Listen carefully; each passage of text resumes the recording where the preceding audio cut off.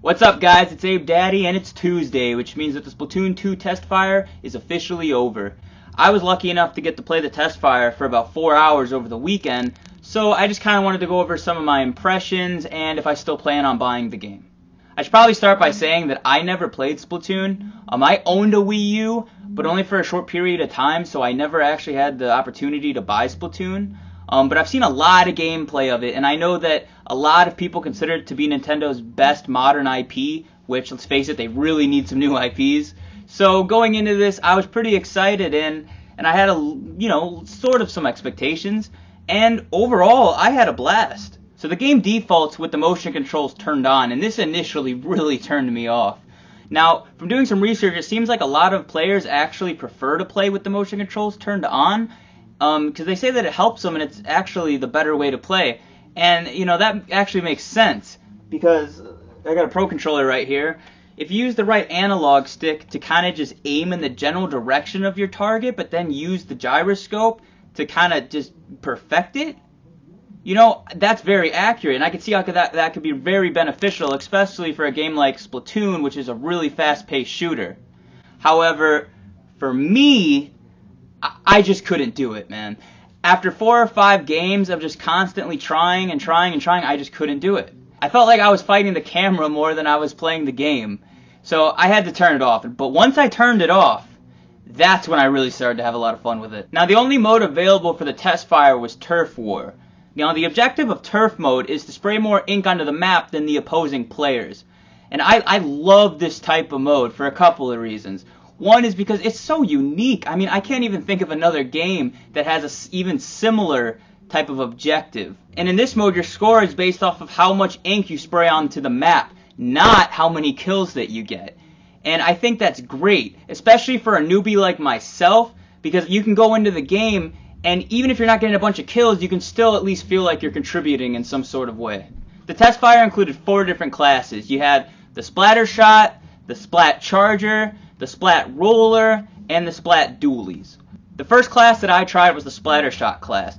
The Splatter Shot is your typical assault rifle type gun. It has a moderate rate of fire and does moderate damage. This seemed to be like the standard. I don't know if this was in the old game, but everybody especially on the first day, everybody seemed to be using this specific gun, and I really enjoyed this one.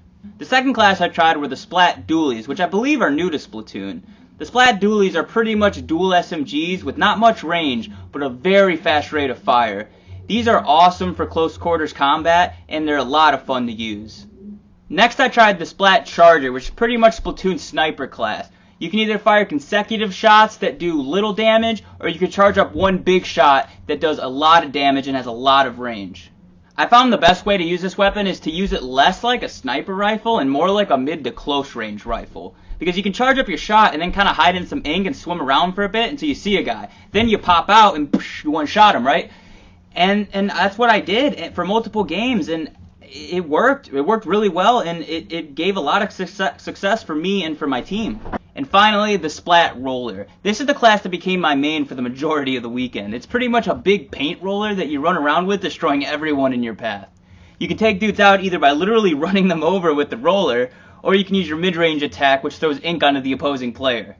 This weapon is great for people like myself who aren't the best at aiming, and it's the closest thing that we really saw to a melee weapon in the Testfire. I also found this to be the best weapon for playing the objective, because when using it, you're constantly leaving behind a wide trail of ink, which, a lot of people seem to forget. The objective of the game is to get the most paint onto the map, not just kill everyone, so someone's got to fill up the space, and that someone was me. The game even has power-ups. Each class has a different power-up that you earn by spraying a certain amount of ink onto the map. My personal favorite was probably the Splat Dualies one, which gives you a fucking jetpack, and you get a hand cannon that you get to shoot big-ass paintballs at. Who doesn't love that? Overall, I really enjoyed the variety of weapons in each class, and I found none of them to be overpowered or underpowered. They all felt very, very balanced. Let's briefly talk about the music in Splatoon. Now, at first, I really did not like it. My first experience with it was when I first downloaded the Testfire, and you couldn't play the game yet, but you could hear the main menu music, and I just thought it was really weird and just kind of odd. But I was completely wrong. The music in this game is great, and it totally fits within the context of the game. It's like a mixture of like rock and pop, and I don't even know if it's Japanese. I don't know if they're speaking English Japanese or if they're even speaking a language. I have no idea. But it sounds awesome, and in the context of the game, I think it fits perfectly. And I really am glad Nintendo is still focusing on making good music for their games, because a lot of developers seem to forget the importance of music nowadays. And also, that bass! That bass!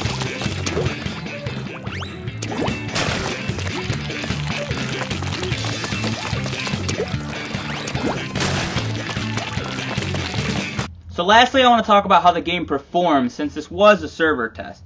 And the game ran great.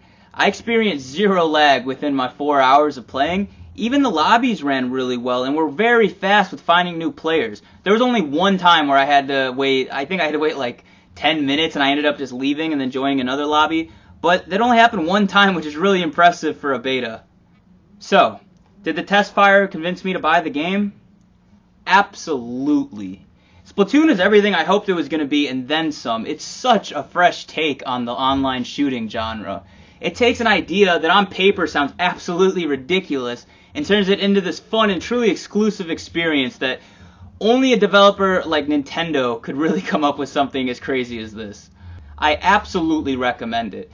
I haven't been this excited about an online shooter game since probably like Modern Warfare 2, so I'm really looking forward to this, and I really think this could be one of the Switch's big games that hopefully comes out this summer. So those are my thoughts and impressions on Splatoon 2. I really hope this game comes out sooner than later. The original Splatoon actually came out only a few weeks after its Testfire, but don't get too excited because I don't think that's going to be the case with this one.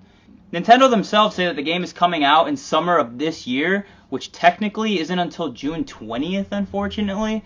But I'm really hoping that they release it like late June, early July, and not like August, September. Because I don't know about you guys, but for me, this game totally had like a summer vibe to it. And with all the kids getting off of school and everything like that, I think this would be a perfect time to release the game. So yeah, that's it. Those are my thoughts. I hope you enjoyed the video. Please like and subscribe if you enjoyed. And I will see you next time.